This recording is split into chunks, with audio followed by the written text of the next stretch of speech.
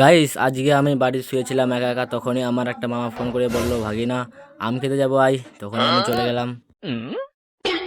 আমি বাড়ি থেকে বের হতেই দেখি আমার বরাবর ছেলেও চলে আসলো, তো আমরা বেশি দেরি না করে চলে গেলাম।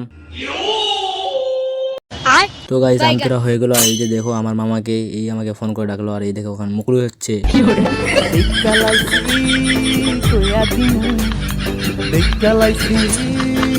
ফাইনালি ফেস রিভিল করে দিল আমার মামা। এরা যখন আম খাচ্ছিল তো আমার জিভে তো জল চলে আসলো, তো আমি বেশি দেরি না করে আম দিলাম, লবণ ঠাকায় দিলাম। ও গাইস এত স্বাদ গে, সেই স্বাদ। তো গাইস এদের ডাব্লিউ ফাইটটা দেখে নাও একটু তোমরা। কিন্তু আমের থেকে দাঁতের শক্ত, আবার আম খেতে না গিয়ে দাঁত ভেঙে যায়। তো আমার মামার কাছে আম শেষ হয়ে গেছিলো, তো আম চাইছিল তো দিল না, আবার লবণ নিয়ে চলে গেল। কি দিয়ে খাবো এখন?